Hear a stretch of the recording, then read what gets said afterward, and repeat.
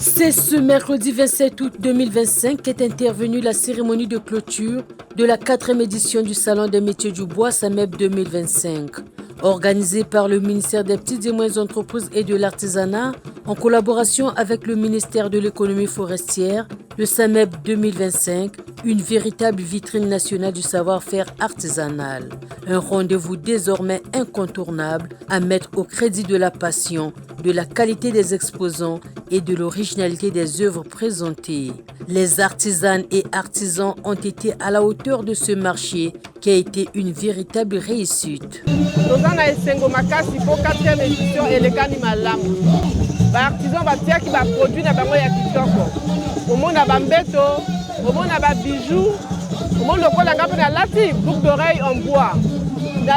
Bracelet en bois, nalati collier en bois. Donc c'est pour dire que dans ma mabaya na biso makamba kosala ebele na mabaya ya Congo eyali. Moi la bête na beno, kene babatu ke salaka ba meuble ya kitoko, ba fauteuil ya kitoko, ba bimi nyoto ya kitoko. Donc il faut mettre na beno, beto sumbaka ba bimi ba panga beto ke salaka.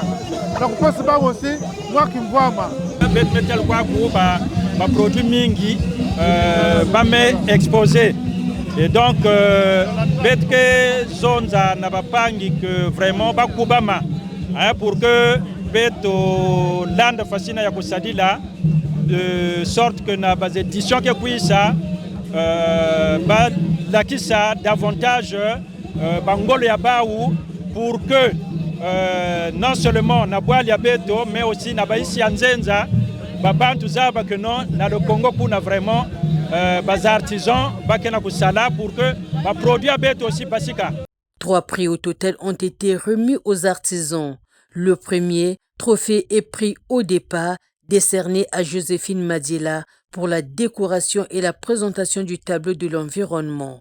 Le deuxième prix de créativité beauté de la femme africaine avec le bois wenge, décerné à Brice Landry Massengo. Le troisième prix a été celui du meilleur stand reçu par Mboka Elengi, la joie des récipiendaires. Ça nous fait plaisir parce qu'on travaille beaucoup sur la présentation du stand. Souvent, généralement, quand il s'agit des expositions, on travaille là-dessus beaucoup. Donc ça nous fait plaisir aujourd'hui de recevoir un prix sur le meilleur stand. C'est un grand plaisir parce que ça veut dire qu'on reconnaît le travail. Ça n'a été pas facile de broder sur ce tissu-là, sur notre tissu ancestral. J'ai voulu valoriser ce tissu en créant des œuvres picturales pour dire qu'avec notre tissu, on peut faire beaucoup de choses. Voilà pourquoi j'ai peint ce tissu avec comme technique la broderie. Et voilà, j'ai fait beaucoup de choses, le paysage, le portrait, avec les techniques de dessin. Mais je fais avec des fils, donc des tableaux qui sont typiquement bio.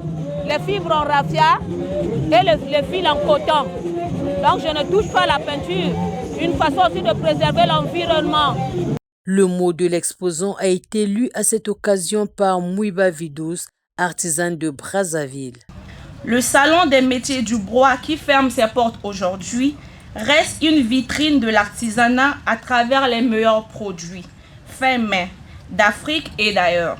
Ce salon se veut désormais un cadre de créativité et de promouvoir où se côtoient les meilleurs produits artisanaux dans ce site idéal du village artisanal qui réunira tous les acteurs de l'artisanat. Ainsi, selon l'adage qui dit « c'est en forgeant qu'on devient forgeron », alors ensemble forgeons notre artisanat, forgeons notre histoire et notre image, forgeons le Congo d'aujourd'hui et de demain, car ensemble, nous pouvons toujours aller plus loin.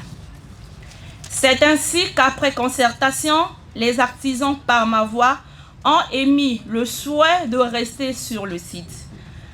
Le SAMEB 2025 a dépassé les attentes, comme l'explique Jacqueline Idiamikolo, ministre en charge des PME et de l'artisanat, dans son allocution de clôture.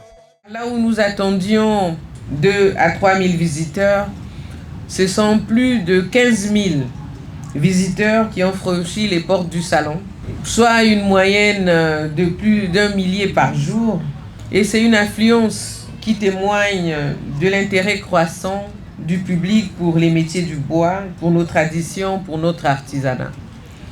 de 15 millions de francs CFA de chiffre d'affaires que nous attendions à peu près, nous avons franchi la barre des 56 millions de francs CFA il y a 2 jours. Et ce résultat n'est pas qu'un chiffre. C'est un symbole d'une filière dynamique, capable de porter fièrement le label Made in Congo. Ce succès n'est pas seulement économique, il est aussi culturel. Ensemble, nous avons valorisé notre patrimoine forestier et notre savoir-faire ancestral. Mais ce bilan, aussi éloquent soit-il, ne doit pas nous rendre sourds aux critiques constructives qui ne tarderont pas, j'espère, à nous parvenir. La question notamment de la finition des produits, leur normalisation, leur standardisation est désormais au cœur de nos préoccupations. De même que les filières de commercialisation et de distribution.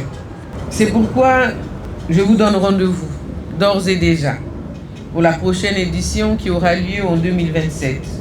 Ici, nous l'espérons, au même endroit, à la même période, et avec une ambition renouvelée, celle de faire et de vous présenter une édition encore plus technique, plus professionnelle et plus innovante.